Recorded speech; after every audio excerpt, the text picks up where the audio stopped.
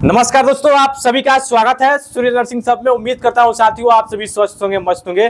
तो साथियों, जैसे कि आप सभी जानते हैं, बिहार बीसीसी 2026 का जितने भी छात्र छात्राएं ज्वाइंट वाले थे, यानी पीसीबी ग्रुप से थे, पीसीएमबी ग्रुप से थे, पीसीएम ग्रुप से थे या फिर एग्री ग्रुप से थे, उनका जो एडमिशन जो है चल रहा था 1 अगस्त से लेकर 3 अगस्त तक, और आज जो है 3 अगस्त है, यानी आज जो है एडमिशन जो है समाप्त हो चुका होगा। ज्वाइंट वाले जो बच्चे हैं उनका फर्स्ट राउंड में जितने भी छात्र छात्राओं का सिलेक्शन हुआ था, उनका जो है फर्स्ट राउंड का जो एडमिशन का आज आखिरी डेट था और आज समाप्त हो चुका है।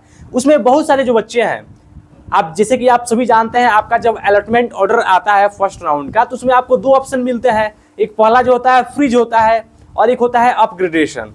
यानी बहुत ऐसे छात्र छात्राएं हैं जिनको कॉलेजेस पसंद नहीं थे, कोर्स पसंद नहीं थे, उन्होंने क्या विकल्प चुना, तो अपग्रेडेशन का चुना।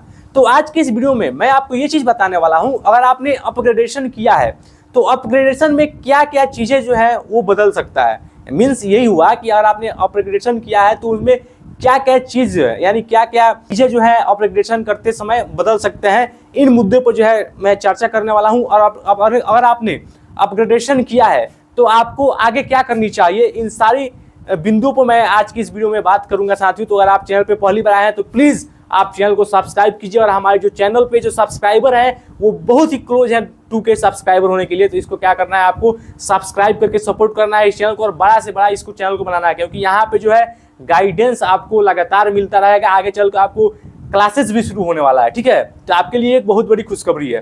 तो साथियों, हम सबसे पहले बात करते हैं, और आपने अपग्रेडेशन चूज किया है, जो बच्चे फ्रीज किए थे उनके लिए तो टेंशन खत्म है, क्योंकि जो बच्चे फ्रीज सेलेक्ट किए हैं उनका जो है एडमिशन हो चुका है, उनका डॉक्यूमेंट वेरिफिकेशन भी हो चुका है। लेकिन जो बच्चे अपग्रेडेशन किए थे, मैंने आपको बताया भी था पिछले वीडियो में, चाहे आप फ्रीज कर रहे हैं या फिर अपग्रेडेशन कर रहे हैं, इन दोनों केसेस में आपको कॉलेजेस जाना है और वहाँ पे जाके डॉक्यूमेंट वेरिफिकेशन जो है हर हाल में कराना है।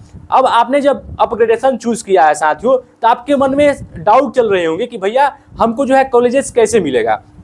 अब मैं आपको एक एग्जांपल के तौर पर समझाता हूं। बहुत सारे बच्चे जो है वो क्या किए होंगे, उनको बीएससी नर्सिंग कॉलेजेस जो है फर्स्ट प्रेफरेंस में रखे होंगे, ठीक है।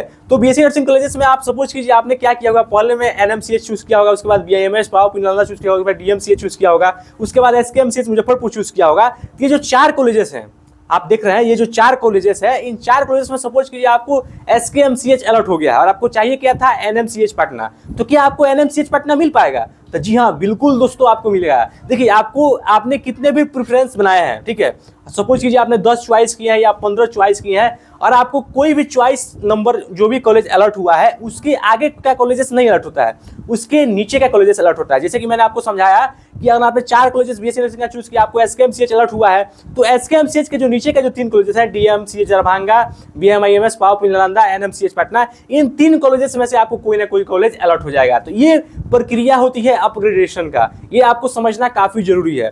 अब बहुत सारे बच्चे जो है जिनको क्या मतलब डाउट से कि भैया हमने क्या किया, एग्रीकल्चर भी डाला है, बीएससी नर्सिंग भी डाला है और पैरामेडिकल के भी कोर्सेज डाल दिया है, तो हमारा क्या होगा। तो उस केसेस में भी आपका अपग्रेडेशन होता है, उस केसेस में भी आपका कॉलेजेस बदलने की चांसेस होती है, कोर्सेज बदलने की चांसेस होती है। लेकिन जो आपका अपग्रेडेशन प्रक्रिया जो होता है, वो सक्सेस, उसका जो रेशियो होता है वो बहुत ही कम होता है। ऐसा देखा गया है कि आपका जो अपग्रेडेशन का जो सक्सेस रेशियो होता है वो 50% ही होता है, 50 से 60% के ही बीच होता है। और आपको पैरामेडिकल के कोर्सेज अलर्ट हो गया है, तो उसके पहले अगर आपने बीएससी नर्सिंग कोर्सेज डाले होंगे या फिर एग्रीकल्चर के कोर्सेज डाले होंगे, तो संभावना है कि पैरामेडिकल के नीचे जितने भी कोर्सेज है उसमें से आपको कोई कॉलेज अलर्ट हो जाए, ठीक है। तो आपको क्या करना है, आपको 10 अगस्त तक वेट करना है। जैसे ही अगर आपका कॉलेज अपग्रेडेशन होता है, तो आप जब सेकेंड राउंड का जब अलॉटमेंट डाउनलोड कीजिएगा 10 अगस्त को, तो उस दिन वहाँ पे लिखेगा कि आपको जो है ये कॉलेजेस अलर्ट हुआ है। अगर आपका अगर आपका अपग्रेडेशन सक्सेसफुल नहीं होता है, तो आपको जो पहले राउंड में कॉलेजेस मिला था, जो कि आपने फर्स्ट राउंड अलॉटमेंट ऑर्डर में डाउनलोड किया था, एज इट इज वहाँ पे लिखेगा कि आपको वही कॉलेज अलर्ट हुआ है, ठीक है। अब आपके मन में एक सवाल क्या आ रहा होगा कि भैया अगर हमारा अपग्रेडेशन सक्सेस नहीं होता है तो क्या हमको कोई कॉलेजेस नहीं मिलेगा? तो ऐसा बिल्कुल भी नहीं है दोस्तों। और आपका अपग्रेडेशन सक्सेस नहीं होता है तो जो आपको पहले वाला कॉलेज मिला था वही सेकेंड राउंड में भी आपको कॉलेज मिलेगा। और आपको उस समय भी कॉलेज जाके अपना जो है एडमिशन कराना पड़ेगा। ठीक है, तो ये जो है प्रक्रिया होती है अपग्रेडेशन की, जो कि आपको जानना काफी अनिवार्य है साथियों। ठीक है, अब आप एक के मन में एक और डाउट चल रहा होगा, वो डाउट क्या है कि भैया अगर हमारा अपग्रेडेशन सक्सेस हो जाता है तो क्या हमको फिर से कॉलेजेस जाना पड़ेगा? तो जी हाँ दोस्तों, आपको फिर से कॉलेजेस जाना पड़ेगा।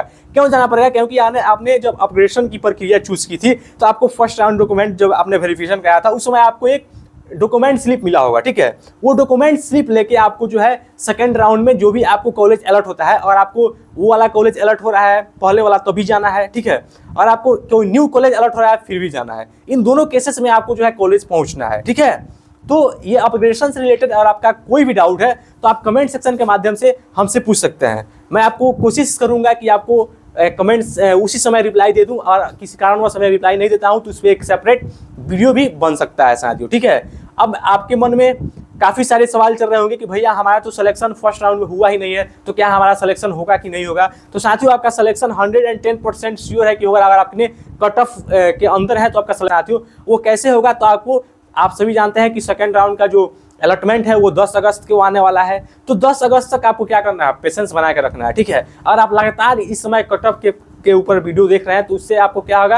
आपका दिमाग जो है खराब होगा। मैं सिंपल भाषा में समझाऊं तो, ठीक है, आपने काउंसलिंग कर दिया, अब आपको कट ऑफ वीडियो देखने की कोई आवश्यकता नहीं है साथियों। आपको माइंड में सिर्फ ये चलना चाहिए कि हमारा जो सेकंड राउंड का जो अलॉटमेंट है वो 10 अगस्त को आ रहा है। हमको उस समय ही जो अपना अलॉटमेंट देखना है कि हमारा सिलेक्शन हो रहा है कि नहीं हो रहा है। तो मैं इस वीडियो में उम्मीद करता हूँ आपका जो भी डाउट है उसको क्लियर कर दिया होगा। बाकी अगर इसके अतिरिक्त आपका कोई भी डाउट है तो आप कमेंट सेक्शन के माध्यम से हमसे पूछ सकते हैं, उस समय आपको रिप्लाई देने की पूरी कोशिश की जाएगी। बाकी मिलते हैं आप सभी टॉपिक के साथ, तब तक के लिए सुविधा, नमस्कार।